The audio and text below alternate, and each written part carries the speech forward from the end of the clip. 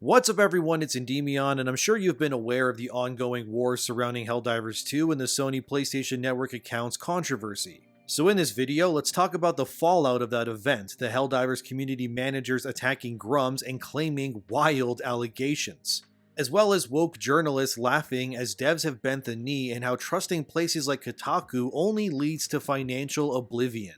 To start, let's look at this article from thatparkplace.com titled "Sony Backs Down on PlayStation Network Account Linking Being Required to Play Helldivers 2. It's official, the fans have won and successfully forced PlayStation into reverting the changes against Helldivers 2. Many see this as a massive win, and for good reason, while others see it more so as a dangerous precedent being set and wondering where it goes from here. Let's first hear what Sony had to say about this, and I quote, "Helldivers fans, we've heard your feedback on the Helldivers 2 account linking update. The May 6 update, which would have required Steam and PlayStation Network account linking for new players and for current players beginning May 30th, will not be moving forward. We're still learning what is best for PC players, and your feedback has been invaluable. Thanks again for your continued support of Helldivers 2, and we'll keep you updated on future plans," end quote.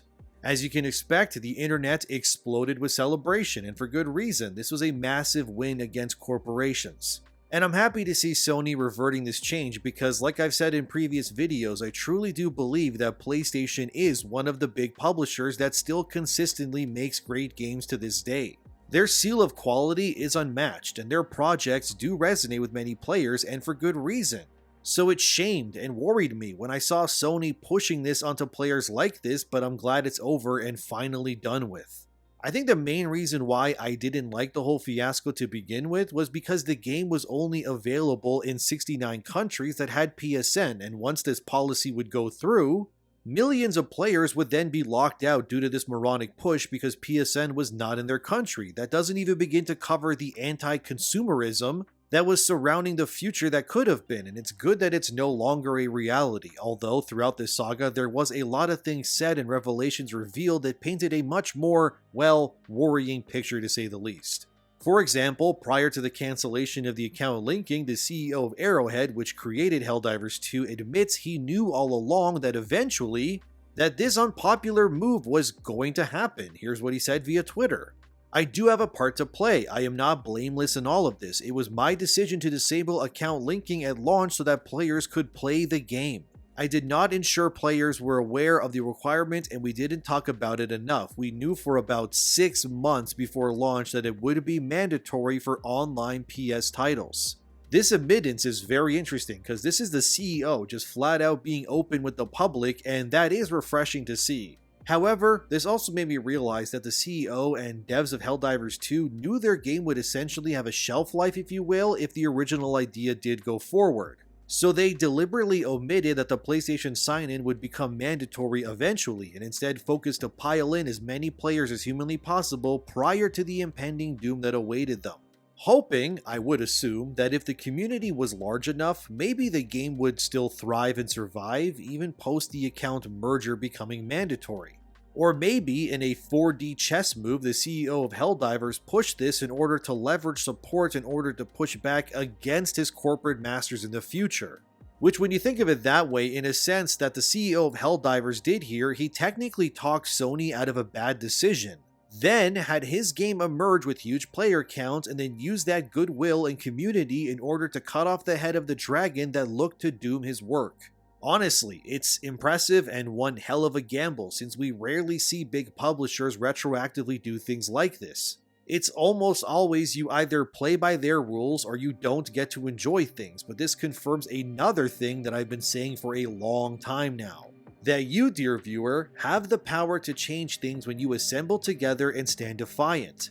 I've told you this when it comes to things like boycotting Sweet Baby products, rejecting movies or television that hates male characters, or things like this. How many times have I said at the end of my videos to vote with your wallet? More times than I care to count, but it's true.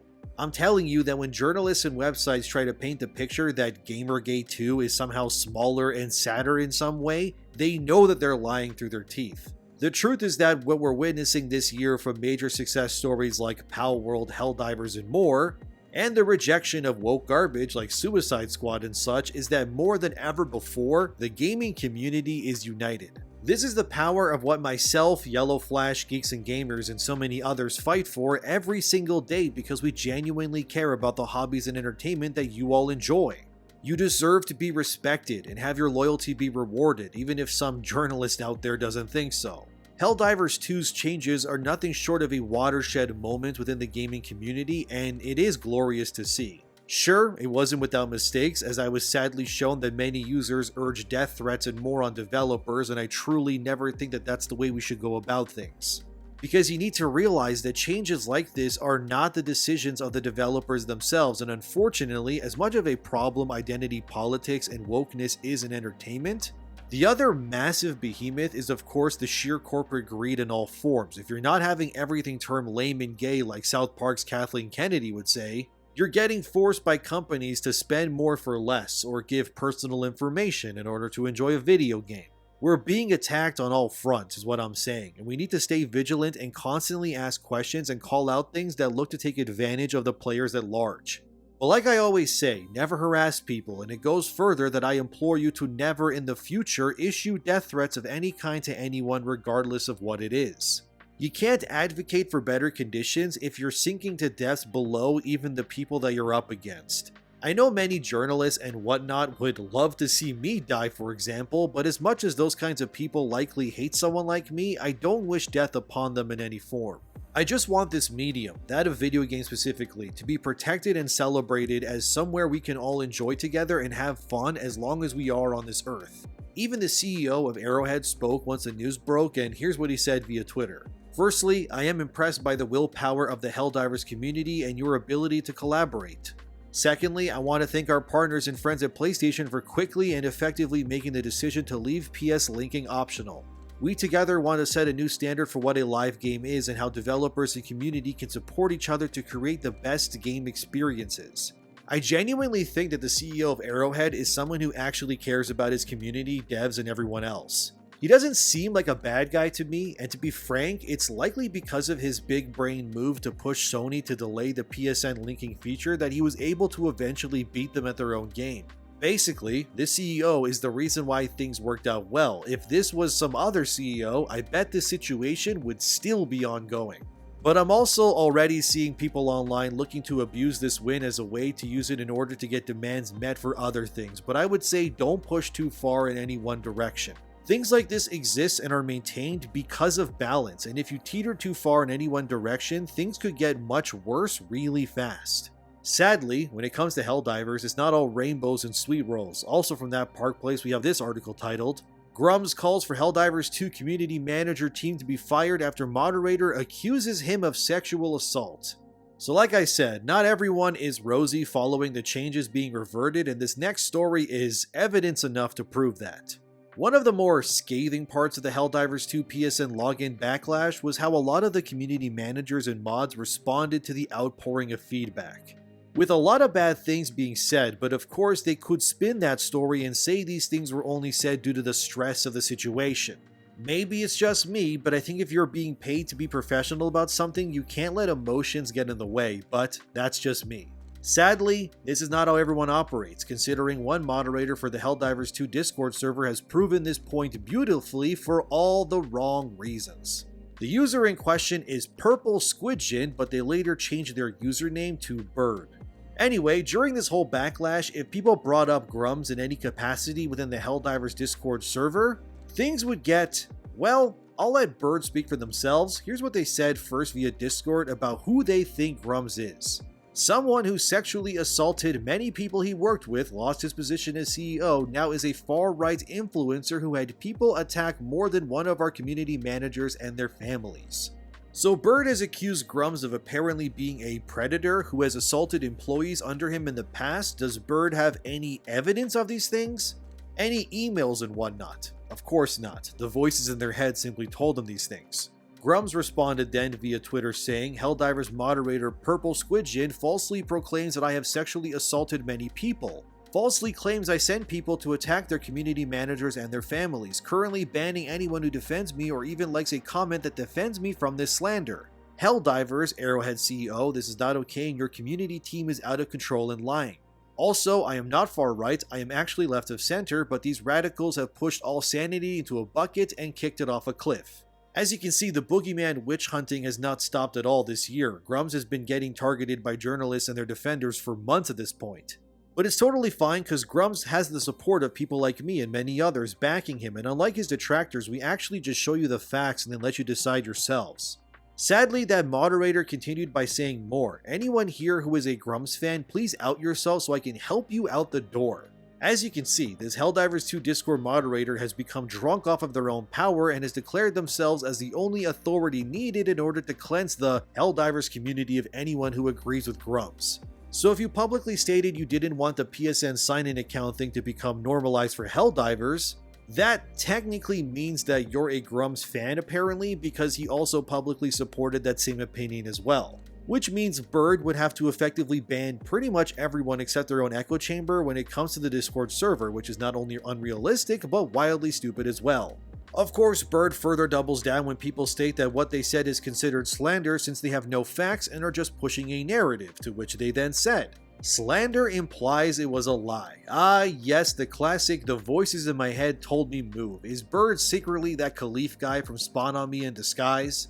Because only Khalif Adams could rationalize moronic statements with these without any evidence. You can't just say something like this and then push it as the truth. Well, maybe you can if your name is Mike Zero, but for everyone else, that just isn't the case.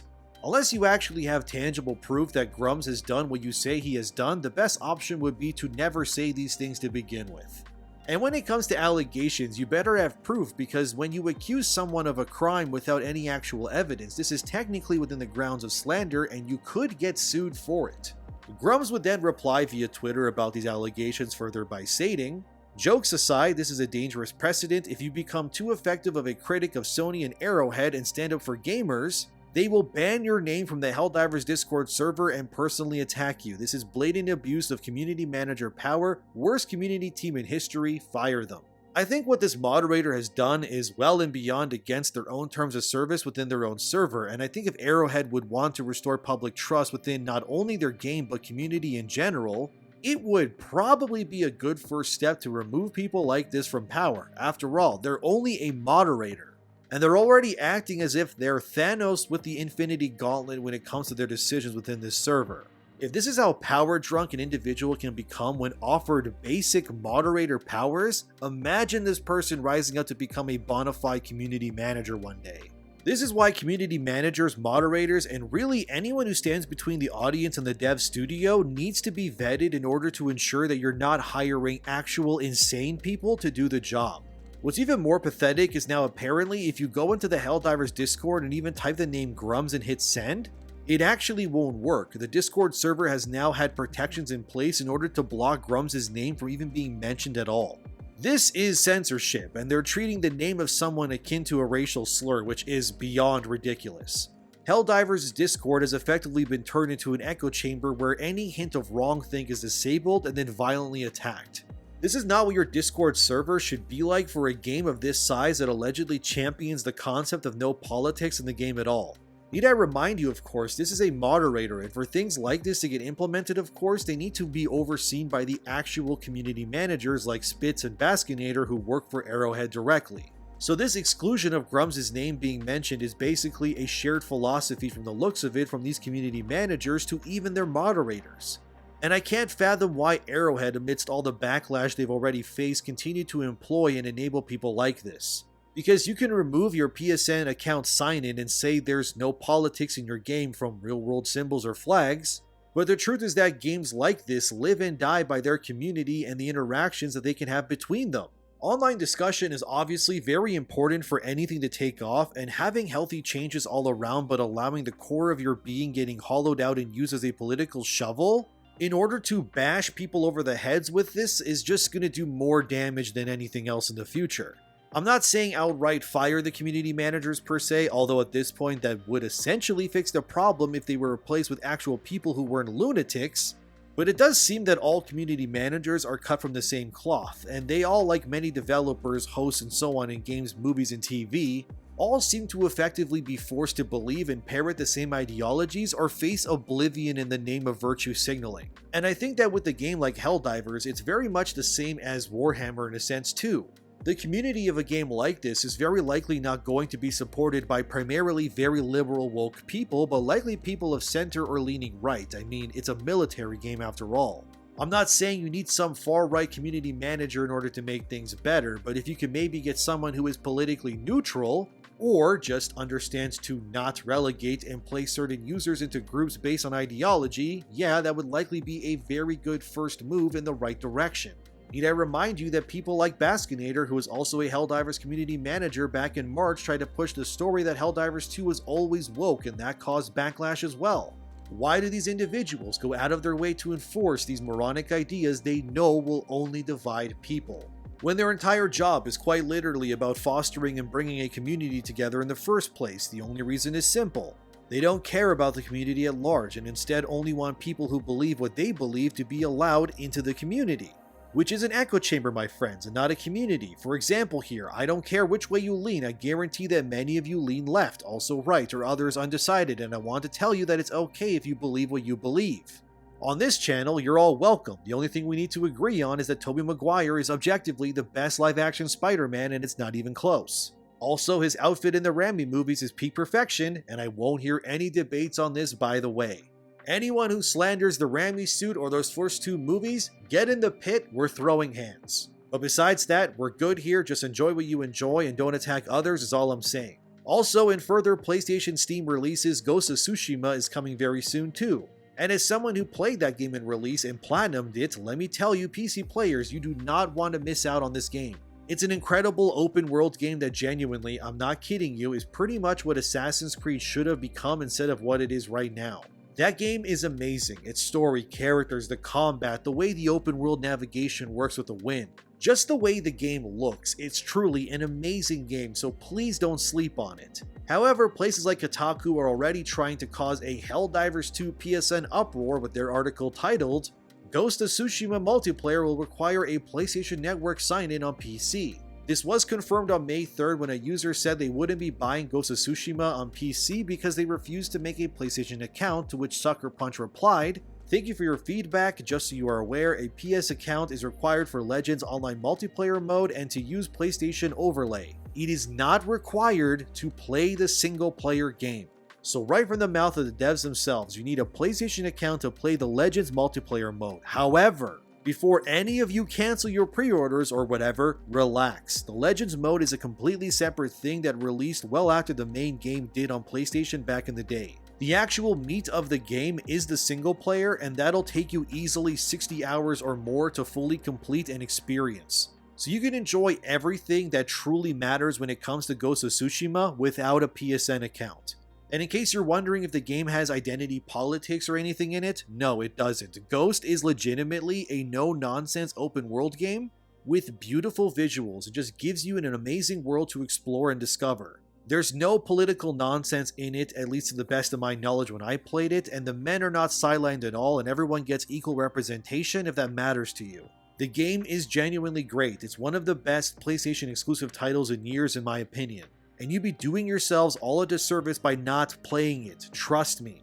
And yes, you'll need a PSN account if you want to play Legends, but to be real with you guys, I never even played the Legends mode myself. I frankly don't really care for online multiplayer modes in my single player games unless it was the Mass Effect 3's online multiplayer back in the day, which was dope as hell. But in terms of this game, I think it more than justifies its own existence when it comes to the asking price for the single player alone. So again, do not boycott Ghost of Tsushima when it releases. You're frankly going to miss out on objectively one of the best open world action games ever made so far by doing so. It's truly an amazing game, so please enjoy it when it releases later this month. Of course, Kotaku is trying to smear another game to stir up a controversy. I mean, they're known for this nonsense. The final story here is about Alyssa Mercanti, the wannabe Anita Sarkeesian of the modern age who also works for Kotaku. Also from that Park Place, Kotaku's Alyssa Mercanti gloats after being accused of intentionally misrepresenting Farm Folks CEO's comments about gamers. In case you don't remember, Farm Folks is that farming game that asks players what they want to see when it comes to jiggle physics in games.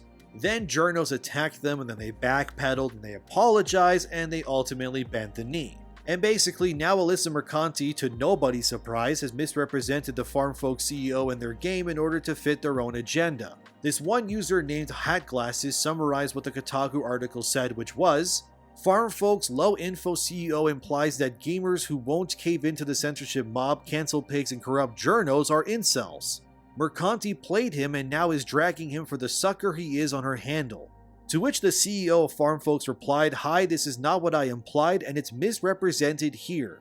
I mean that if you're against natural breast movement, this statement applies to you. We don't want exaggerations, and at the same time we would love to have natural, elegant motion in our characters' bodies."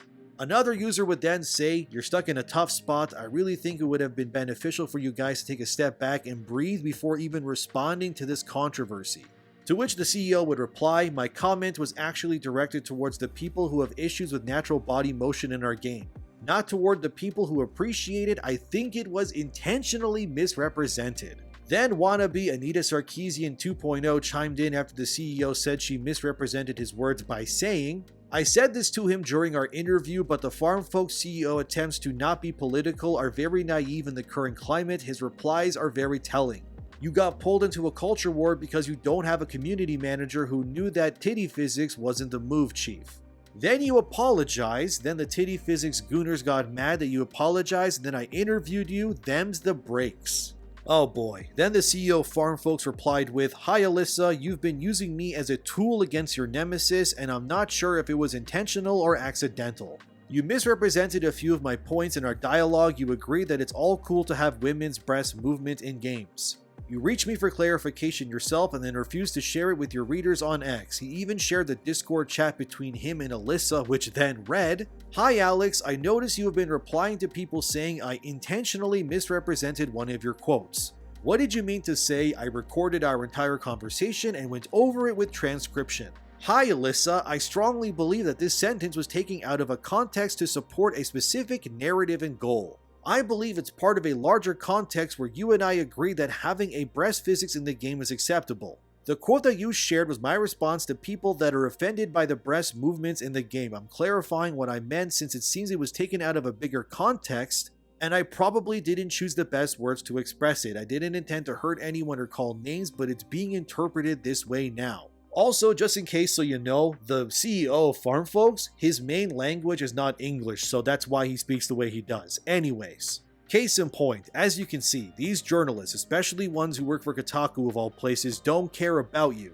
And the quicker these studios and CEOs realize this, the better they will be in the long run. There's a reason why many games companies have blacklisted Kotaku. It's because they can't be trusted when it comes to narratives at all, as evidently clear by the Farmfolk situation here. They just want to use you as a political stepping stone in order to get a gotcha against their detractors. If that means your entire studio shuts down in the process or you lose millions in sales, so be it. It was all done in the name of virtue signaling. So let this be a lesson to never trust Kotaku with anything ever again. As for Helldivers 2, it's a win for sure, but the community managers and moderators are still there and will continue to infest that game's image as long as they remain. Hopefully Arrowhead rectifies this as well and turns the entire game into a great franchise that will exist for years to come. And please remember to play Ghost of Tsushima as well, but I think that's enough for now. What do you think of all of this? Let me know in the comments below. As always, thank you for watching, like, comment, and subscribe. Thanks to my patrons as well. Have a wonderful day, and I'll see you in the next one.